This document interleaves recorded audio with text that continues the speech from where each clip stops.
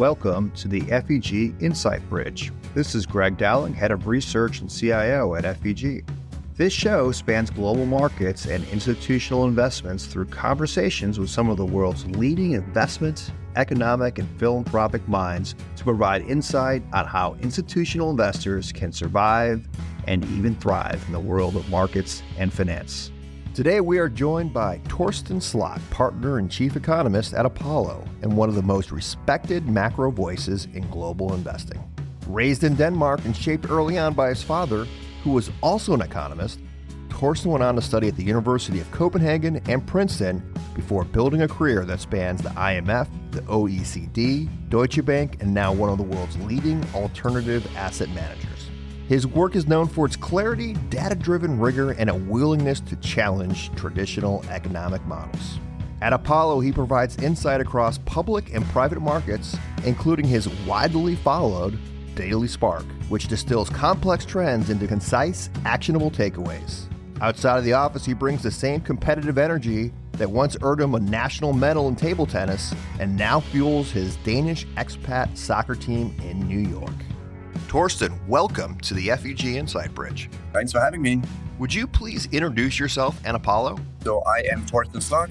I'm a chief economist and partner at Apollo Global Management. We are an asset management firm that has more than $900 billion under management. The vast majority of that is in private credit. We also have money in private equity, and we also have money in real assets. And I came to Apollo 5 years ago. Overall, my job, both internally and externally, is to try to predict the future and figure out what will the Federal Reserve do, what will inflation do, is AI a bubble? We're about to see the stock market go up a lot, the stock market go down a lot, and likewise, are credit spreads widening or tightening, etc. So a very broad job that I had, with basically the main result being, namely, what is in the future for us in the investing world. Well, this is perfect because this is early 2026, so we need to know what's going to happen the rest of the year. So we're going to ask you a little bit about all of those items, but I wanted to just start out so listeners can learn a little bit more about you because you have an interesting background. First, you grew up in Denmark, and you grew up with a dad who was an economist. How did that kind of influence your career path? I grew up in Denmark in the 1980s and 1990s. And at the time, of course, my plan was to stay in Denmark. I would absolutely not imagine going anywhere. But then when I started studying economics, I basically decided to study a year abroad. When I did my PhD in Copenhagen, I studied a year in the US. And after that, I spent some time at the IMF. Then I spent some time at Deutsche Bank, and then I came to Apollo. And why did I go into the economics profession? My dad was, and this is very Danish, he was on the employer side of negotiating wages between the trade unions and the employer federation. So I grew up my entire life seeing wage negotiations. That backdrop basically gave me an interest in economics and what was going on in the economy. Originally, I started working at the IMF in Washington, D.C. Then I worked at the OECD in Paris, which was more government policy. But then in 2005, one of my managers from the IMF had got a job at the Deutsche Bank, and I came along with him. And then I found out the whole fantastic world of financial markets, where we're constantly every day, you and I, Greg, and everyone else, trying to figure out what will happen in the future. And that basically got me hooked to thinking about and talking about where we are today, namely, what will the future bring and how should I think about what the future will bring? So let me ask this question. Growing up, having to negotiate payment for chores, what was that like? Talking to your dad about shoveling the walk or doing some housework. Did you ever win any of those negotiations? You remember in Denmark, it snows a lot. But I was shoveling snow voluntarily and had a lot of fun with it, throwing snowballs at my friends out on the street when I was a child. So the short answer to that is that my parents happen to have a very liberal attitude and say, well, you'll probably figure it out on your own. So there was no money for homework, no money for chores. They actually almost didn't care about whether I did my homework. It was a somewhat unusual time and maybe somewhat symptomatic for Denmark and maybe somewhat symptomatic for Europe. It was just a very different time relative to the time we live in today. But that gave me the freedom to say, hey, this is what I would like to do. And actually, I think this is fun. This is not fun. And here we are today. I truly love what I do. It's so much fun. So you have these kind of more classic, and I also want to say a very impressive early path to being an economist, right? At the IMF, at the OECD. But you said you made that leap to kind of asset management. What is it like to be an economist at some place like the IMF and then going to Deutsche or Apollo?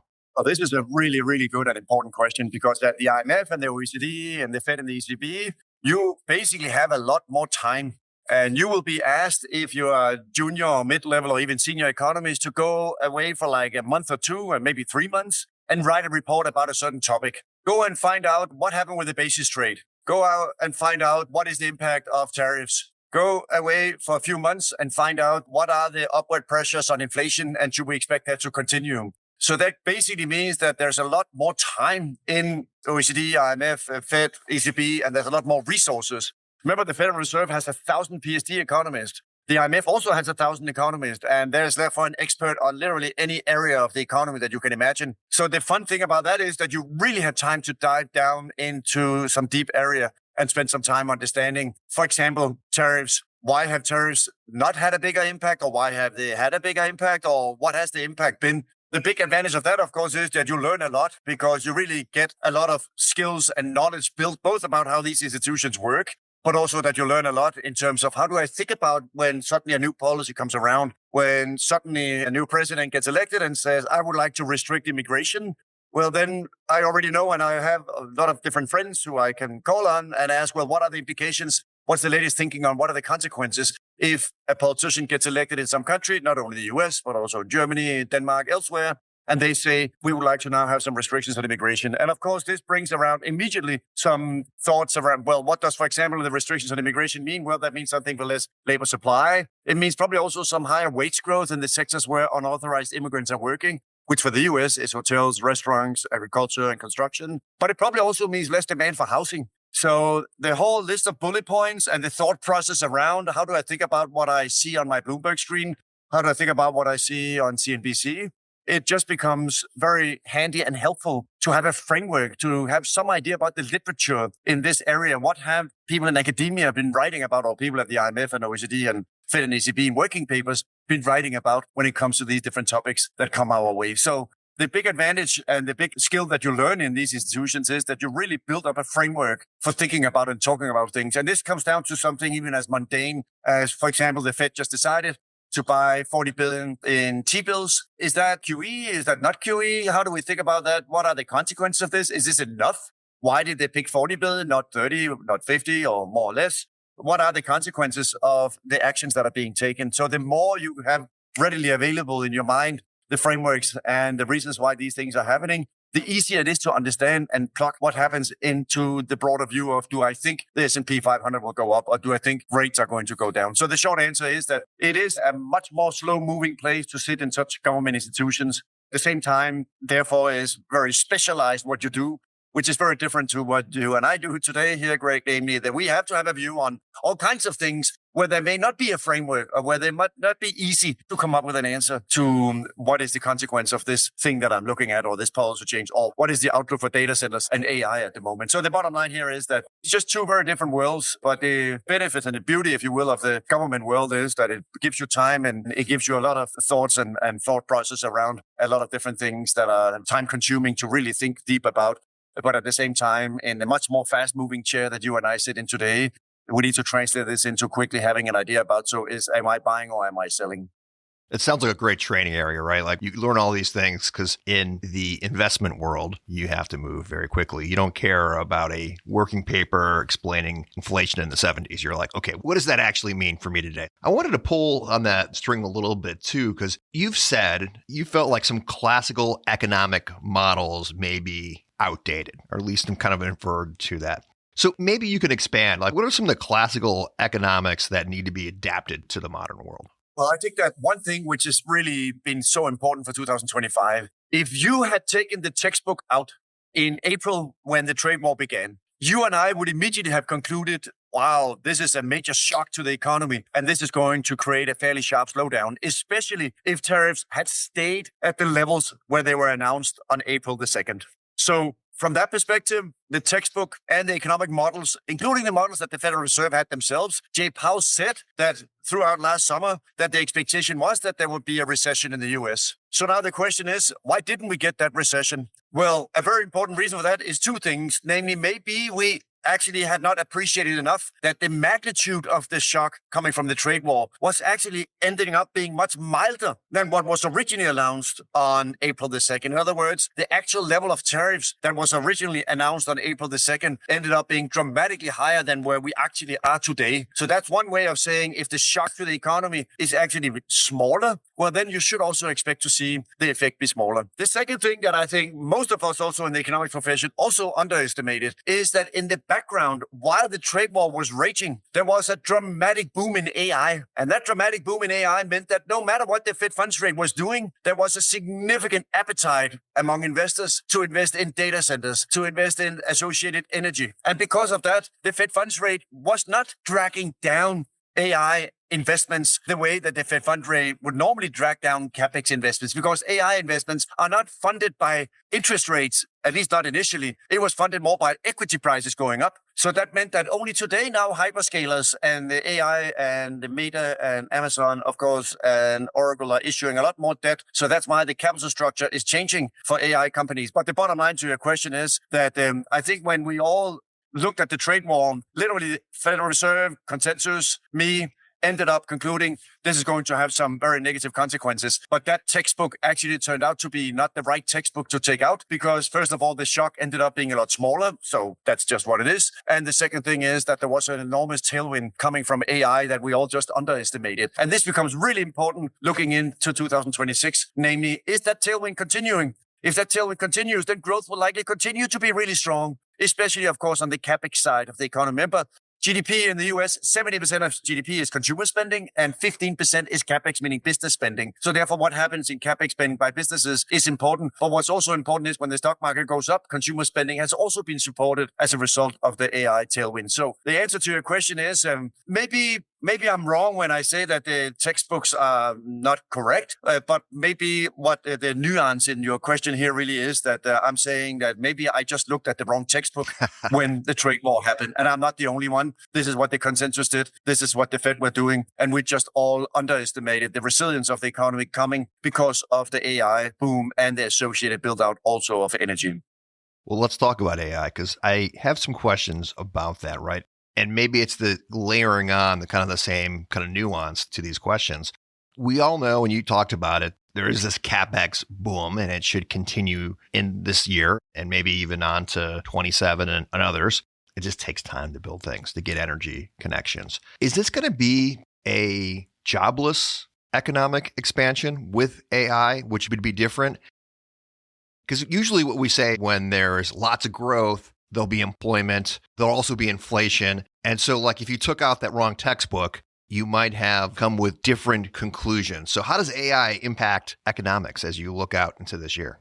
This is really important. Despite that we just together here questioned the economics textbook, but let me take the textbook out for 1 second here again. And let's look at if you do AI well and it ends up increasing my and your productivity and productivity in the economy more broadly, that would directly lead to less inflation. The reason for that is that if I become more productive, if you become more productive, if companies in the economy become more productive, well, then we can produce more. And if we can produce more, of course, that also means that we'll have fewer constraints in the economy and therefore less inflationary pressure.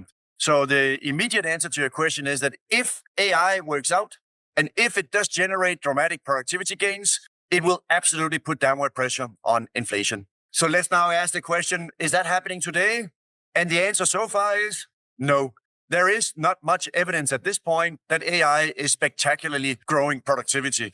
Productivity growth in the aggregate has basically been flat for the last several years, and there's not any sign that it's about to accelerate anytime in the near term. Yes, I do understand, and you and I talk about this also, that there is a lot of issues around. We could certainly hear about the use cases where we could begin to see more productive workers. Large language models are replacing people who pick up the phone, telemarketers, customer service. We're also hearing anecdotes, of course, a lot about large language models and agents making people more productive in the knowledge economy, in financial services, in a number of different areas in the industrial space. Also, some processes are getting improved also by AI. But the bottom line is all this is so far is a collection of anecdotes. So that's why the outlook for 2026 depends tremendously on whether you think the growth we have seen in the Magnificent Seven in earnings will begin to spread to growth in earnings in the S&P 493. because earnings in the S&P 493, earnings expectations since the beginning of 2025 basically have been lowered relative to where they were in the beginning of 2025. But in 2026, if we begin to see an acceleration in earnings in the S&P 493, then it will, of course, begin to have the dramatic impacts on productivity and the dramatic impacts on the economy that some people are talking about. But the bottom line to your question, where we sit right now, is it's very clear, as we also know from the equity market, for the last several years, 40% of the S&P 500 is the 10 biggest stocks, and that is the AI story. And now is the time for 2026 to figure out, is the AI story going to spread from the Magnificent Seven to actually also show up in earnings improvement for the S&P 493? And that is the number one question when we look into next year, because if we do not begin to see earnings and ROI grow as a result of AI, then a lot of the investments that have been made, including, of course, in data centers and elsewhere, might begin to slow down as we go through 2026. So that's why the short answer to your question is that this issue of what is the outlook for AI and will AI succeed or not is absolutely, number one, the biggest upside and downside risk in 2026. I agree. The big question about productivity and does that flow into earnings? And I guess my question then is more on productivity, because I hear this question all the time. People will be like, hey, there's all these productivity gains, but they're just not showing up in the numbers. And formulaically, productivity is pretty easy, right? It's output divided by labor. Are economists getting that wrong, or is it just really we haven't had any productivity gains here for a while? Oh, that's right, Greg, because this is exactly the issue that on the one hand, if we begin to think about the next 4 quarters here in 2026, let's say that AI is not able to deliver all that productivity gains and all that earnings expectations that are priced in at the moment. Well, that would be a really bad scenario, because then obviously the main winner in the S&P 500 for the last several years is going to absolutely roll over, because people are going to say, well, we are just not able to deliver the dramatic earnings that people are expecting to the Magnificent Seven at the moment. On the one hand, if AI fails, then it will not be good for the Magnificent Seven, and it will generally not be good for the economy, because data center spending, of course, will slow down. And also at the same time, consumer spending will likely also begin to slow down because of the wealth effects now reversing. But think about also the other scenario. Let's say that AI is spectacularly successful and the unemployment rate as we go through 2026 really begins to go up. Let's say the unemployment rate, which today is at 4.6, let's say that rises to, in the most extreme, 6 or 7 or 8. Okay, if the unemployment rate is 7 or 8, well, then, of course, a lot of people will be losing their jobs. But this is actually also a very, bad scenarios for those companies that are getting disrupted. So in that sense, it's a fairly narrow path that we're walking down. Because on the one hand, if this does not work out, we will have some problems. But if this widely succeeds, we will have a lot of disruption in a lot of different companies that therefore will also be seeing significant declines in the price of their stocks and, for that matter, spread widening of their debt in the credit world. So the consequence of this is that if AI really succeeds, we also need to now begin to think about, well, what does that then mean? Which companies is it that are then going to get disrupted? And one set of companies that get a lot of attention is software, because software companies, of course, are now at risk of being disrupted by AI. And by the way, software companies are also at risk, because if interest rates and inflation is higher for longer, that also means that software would have to pay debt servicing costs that are higher for longer. But the bottom line to your question, it is therefore exciting to talk about 2026, because if AI fails or if AI succeeds, actually in both scenarios, we will see some pretty dramatic changes to financial markets. That's a bit scary, especially on the extremes where we have to be very concerned. You said earlier, pointing out the obvious, is that GDP is driven by consumer. It's 70% of our GDP here in the US. You know, a lot of people talk about the K-shaped economy. I always feel like it's more descriptive to say like a sideways V. I don't know why people don't call it the sideways V, but people call it the K-shaped economy. All right. What does that mean in 26? I mean, does AI, to your point, impact that higher end consumer more than the lower end? Absolutely. So the K-shaped economy is exactly the idea that the consumer side, there's a number of factors that have been supporting the upper leg of the K, meaning higher income households. Number one, of course, we have seen significant increase in wealth gains. We've seen, first of all, increase in stock prices. Stock prices are, to a large degree, mainly helped by the higher half of the income distribution. That's, of course, supporting, therefore, consumption for higher income households. We've also seen home prices go up. So the home ownership rate is about 65%. So that does help more people. But mainly, we have seen the increase in home prices, of course, for very more expensive, or the high end of the income distribution, which is also helpful for consumer spending. And finally, what is also helpful for the high end of consumer spending is that when interest rates are higher for longer, remember the Federal Reserve started raising interest rates in 2022, and the payments you get today in private credit, the payments you get today in public credit, in mortgages, in consumer ABS is basically very elevated because interest rates are elevated. So that means that the cash flow you get in private credit, the cash flow you get in fixed income is basically at the highest level it's been in decades. And that is also benefiting those who own fixed income, which generally also tends to be, of course, households that are in the middle and upper income parts of the income distribution. So those are the forces that have been supporting the upper leg of the K in the K-shaped economy that continue to support high-income consumer spending. At the lower end of the K, we've had some headwinds. The number one headwind has been that the Federal Reserve began to raise interest rates in 2022. When interest rates go up, those who have the most debt, unfortunately, get hit the hardest. And those who have the most debt are households at the bottom or in the middle of the income distribution. So that means that debt servicing costs went up, especially debt servicing costs for low-income households on their auto loans, on credit cards. And more recently, you've also seen that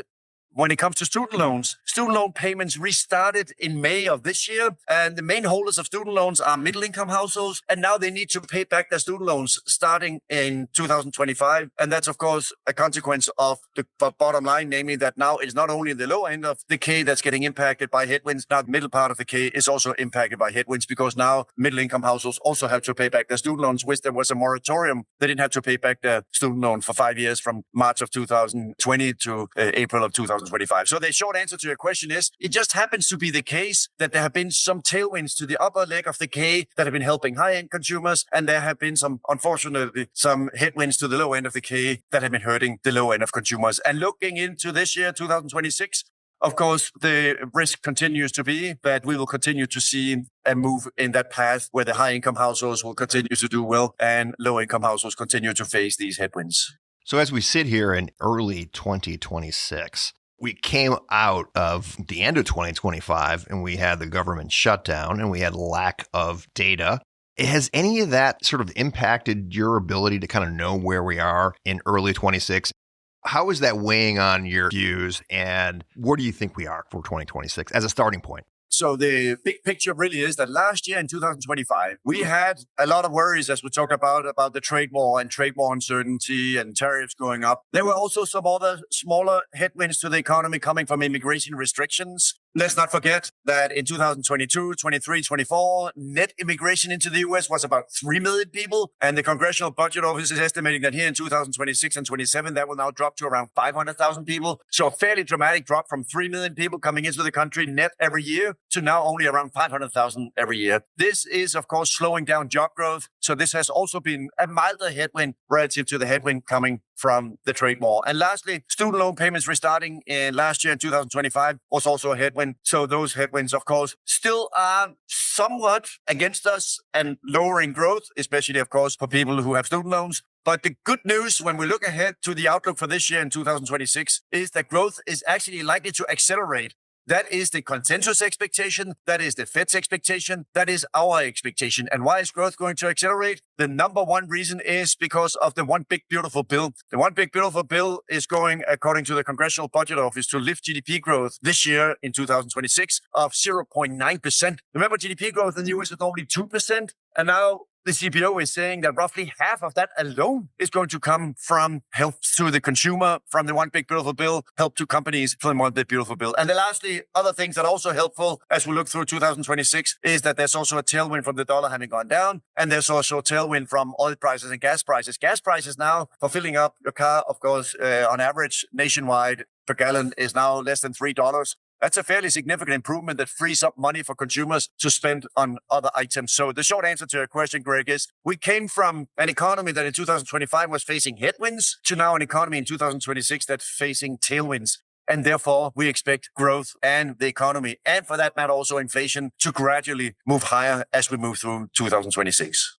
And that's that kind of balancing act between productivity and growth, right? If you have growth and productivity, maybe you don't see it as much as an inflationary force. If you don't see it, and you see all this CapEx spending and no productivity, we probably have inflation. Is that fair to say? That's exactly right. And this is exactly to that point, Greg, why the FOMC at the moment is having this very, very heated discussion. We saw throughout 2025 and also here going into 2026, significant debate among FOMC members exactly about what you're saying, namely, are we going to have an economy where inflation is just going to come down and we can therefore cut interest rates a lot more? Or is there a risk that this might not be creating all these productivity gains? And as a result of that, we will begin to see inflation go up again because growth is going up again. And if that's the case, the Fed will have to hike. So this is why some FOMC members have been out there saying, well, no, we have much more room to cut. And other FOMC members have been out there be saying, no. And most noteworthy, we saw in the December FOMC meeting, Jeff Smith from the Kansas City Fed say, no, I don't think we should be cutting rates. Very strong opinion, very strong dissent, of course. And that's, of course, clear that debate, especially now that we're going to change the Fed chair in May of this year, that will begin to open up all these discussions around, okay, but what will the next Fed chair then do? Will the next Fed chair believe that the AI boom is going to lower inflation? Or is the next Fed chair coming in and saying, you know what, let's just wait and see, and we cannot cut interest rates before we actually begin to see the evidence of that happening. So this debate about what's happening with inflation in 2026 is absolutely critical for what the Fed is going to do. At the moment, the Fed themselves are only pricing in the dot plot, one cut. What that means for you and me and what it means for us in investing is that interest rates are going to stay higher for longer. Yield levels in fixed income are going to remain attractive as we go through 2026 because you can cut some coupons at a very nice level of yield, including in private credit, but also, of course, in public fixed income, where the levels of yields will just be a lot higher because the Fed will still continue to keep interest rates elevated in order to make 100% sure that inflation is actually coming down to the Fed's 2% target. At least in the beginning of the year in the U.S., this should be a party, right? You have got rates coming down probably. We can argue on how many cuts. You have a lot of CapEx. You're going to have more tax refunds. You have got the World Cup in the United States this summer, and it overlaps. It overlaps with our 250th anniversary. So lots of spending here in the U.S. We'll see if that spending is used wisely. We'll see. But it should be a pretty good starting point for the U.S. At the IMF, one of your areas of coverage was China. What does 2026 look like for China? China, unfortunately, has three headwinds against them at the moment. Number one is they still continue to have a very bad demographic situation. The one-child policy in the 1970s means that today we're now getting to the other side of that, where the population is actually shrinking in China. This is very important because this brings a lot of the same effects that we have seen in Japan for the last several decades. When the population begins to shrink and the population gets older, it becomes more difficult to get economic growth. So the first challenge for China as we enter 2026 and continues to be a challenge over the next several years is that growth is just going to come down because we simply have a workforce that, according to the United Nations, today that's about 1 billion people in the Chinese workforce that is going to shrink over the next 10 years to 900 million. In other words, much fewer people who have jobs, much fewer people in the population. That means less housing demand. That means less growth in consumer spending in aggregate. All those things are, unfortunately, as we've seen again in Japan, a fairly substantial headwind to the Chinese economy these years. The second thing that's a challenge for the Chinese economy is that we also have a housing bubble that has been bursting. You've seen new home prices in China go down. Existing home prices in China have been going down. That creates a lot of the similar effects that we saw in the US in 2008 when home prices are falling. Consumers begin to react differently. You also have some problems in the financial system. So that's why falling home prices and a housing bubble that is deflating is also another headwind to the economy at the moment. And last but not least, China, unfortunately, is, of course, engaged also now in trade war with China and also to some degree with Europe. And that is also facing a headwind because China continues to produce a lot of goods that used to be sold in the US and then for a while were sold in Europe instead. But now the Europeans are also beginning to put the gates up and saying, well, you know what? If you are dumping these goods on us, then you know what? That's also not helpful for the European economy. So that's why China has now oriented itself more towards the rest of Asia and emerging markets to sell their goods. So that's why the headwind also for China is that it doesn't seem like this is changing anytime soon, that the geopolitical tensions are also a headwind, therefore, to trade and exports for the Chinese economy. So in a nutshell, we are a bit worried that the headwinds to the Chinese economy will continue to be intense as we go through 2026. You're absolutely right. As we ended 2025, lots of chatter from Europe saying our warehouses are full. We have too many Chinese products. What does that say for Europe? So maybe we can just kind of swing from China over to Europe. Also a demographic problem, but some spending. So like, what does Europe look like? Yeah, this is important. So Europe also has a growth outlook that is not particularly great. But what Europe has going for it is exactly as you're saying, namely there is some spending coming. Especially the Germans decided to say we would like to spend 500 billion euros in infrastructure and we would like to spend unlimited on defense. I mean, unlimited, that's a lot of money. So that means that the issue now is what is the path and the trajectory for these decisions? There's a lot of complaints. I was just in Europe actually last week. There's a lot of complaints when you are in Europe and talk to people about, oh, it's going so slowly and things are not moving as quickly as we would like. And that's certainly correct. These decisions were made by the German government in February of 2025. That's why here in 2026, we still haven't quite seen the major beneficial effects of this on GDP. But I am still very optimistic that we will see this because the political commitment to get this done is very, very strong. So that's why, in my view, the global industrial renaissance continues to be a major theme where countries, not only in the US, but also in Europe, are now beginning to say we need to produce more defense domestically. We need to produce more pharmaceuticals domestically. We need to produce more strategic goods such as semiconductors, chips, manufacturing, rare earths domestically. All that global industrial renaissance now means that we no longer see governments in Europe and the US relying on China as a source of production, but we will instead see now the build out of now that capacity in Europe, in the US, and therefore the global industrial renaissance continues to be a major theme for investors going into 2026 because this theme is not going to change. There will continue to be a desire and interest and strong willingness politically in Europe to spend money on defense, infrastructure, and on the other things I mentioned, simply with the idea that we now got to construct and build this ourselves now that we cannot rely on the rest of the world no longer. You've talked a little bit about, mentioned private credit and said it at the very front end, like Apollo is one of the behemoths in private credit, private equity too, but probably one of the largest now in the private credit space. These industries, I mean, people have been doing this for a long time, but like as a true industry, didn't really exist 20 years ago, 30 years ago. Even 10 years ago, they probably weren't even recognizable as they are today. What has that had an impact on in terms of the economy, the asset management industries? You could quickly kind of like say, hey, what does this mean? What does this mean that we have so much in private equity and private credit? One important impact is that it's giving more opportunities for financings for companies that need to borrow. And I know this sounds very simple, but if you and I had a company, we have an idea, we would like to build a new factory. We can go to the local bank and we can say, we'd like to build a factory. Can you help us? Give us a loan.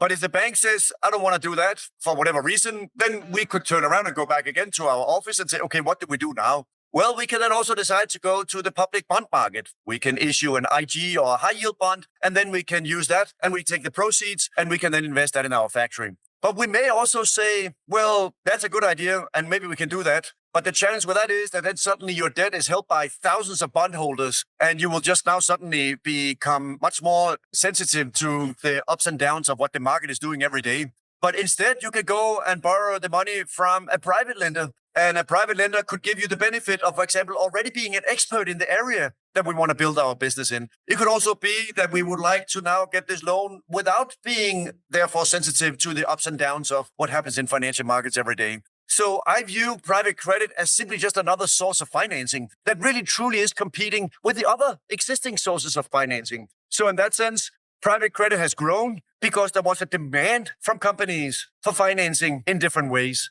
Now, I cheated on that one because I remember a post that you made in the Daily Spark in 2025 about this. And the Daily Spark is awesome. It's a part of a lot of people's daily routine. How do you decide what goes in there? I mean, it's daily. There's a lot, right? How do you decide that? And then how do people sign up for that? In Google, you could just type Apollo Daily Spark and it will bring you to the homepage. And what we do in the Daily Spark every day is that we send out at 7 a.m. in the morning Eastern time chart, basically one sentence describing that chart. This is a Daily Spark literally trying to tell you this is what we're thinking about here at Apollo. This can be everything from something in public markets, in private markets, economic data.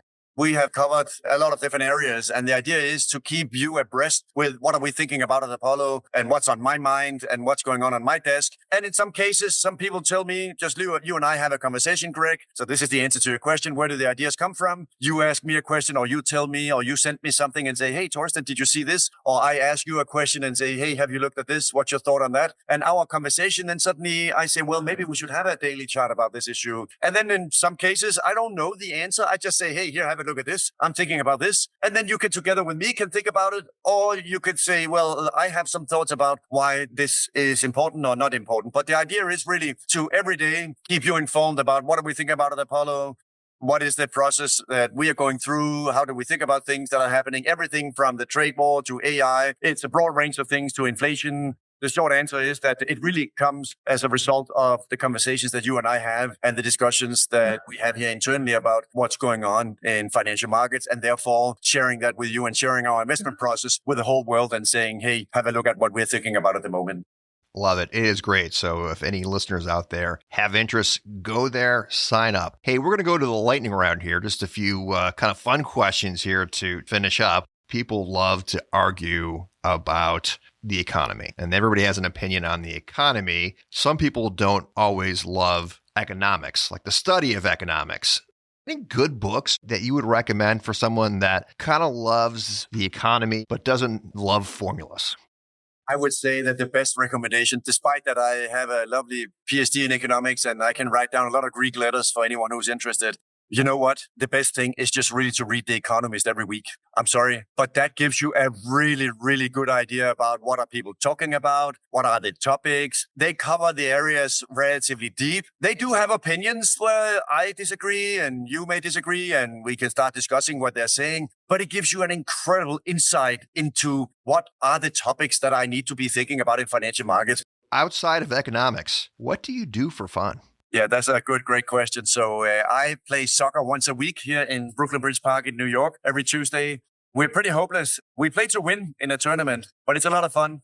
We're about 15 people on the team. So there's 9 against 9 because the Pier 5 in Brooklyn Bridge, it used to be where the ships were coming in and offloading a lot of goods for New Yorkers. Now it's been turned into a big park that is now instead, of course, being used for recreational purposes. So the bottom line is I go once a week. When I'm not traveling, unfortunately, sometimes I'm not able to come to every game, but we go and play and it's a lot of fun. Our team is having a good time. We always use an excuse then for go out and having a beer when the season is over. So we just had a holiday party last week and it's just great to hang out and spend some time on something else than inflation, unemployment and private markets. I don't know this answer, but is Denmark in the World Cup? Do they qualify? The answer to that is that unfortunately it looked pretty good for a while. Now we have to play in the playoffs against 2 teams and then hopefully we will qualify. But the answer is we're not quite there yet. But obviously we should have a decision on that in the next few weeks. But that's a very, very important question you're asking there. And then finally, what is one fun fact that nobody knows about you? Well, maybe one fun fact is that I used to play table tennis. Once got a bronze medal and double in table tennis. This was in the 1980s. I have not had a paddle in my hand literally for decades. This was something that I did, and it was very competitive at the time. But this was, I don't know, it's very weird. I mean, who plays table tennis? But that's because Denmark is a cold place, so there more sports are indoors. So that's why when you're a child, you're not running around and playing American football, and no one literally plays lacrosse in Denmark. So that's why it was all indoor sports, badminton and table tennis and stuff like that. So I was having fun with that when I was in my teenage years. I love it. All right. So not only the super economist, but a super athlete, Torsten Slok. So you heard it here first. Torsten, thank you so much. And we really appreciate all of this, especially early in 26 to get a sense of where the economy is going. Thanks so much for having me, Greg. Fantastic. If you are interested in more information on FEG, check out our website at www.feg.com. And don't forget to subscribe to our communications so you don't miss the next episode. Please keep in mind that this information is intended to be general education that needs to be framed within the unique risk and return objectives of each client. Therefore, nobody should consider these to be FEG recommendations. This podcast was prepared by FEG. Neither the information nor any opinion expressed in this podcast constitutes an offer or an invitation to make an offer to buy or sell any securities. The views and opinions expressed by guest speakers are solely their own and do not necessarily represent the views or opinions of their firm or of FEG.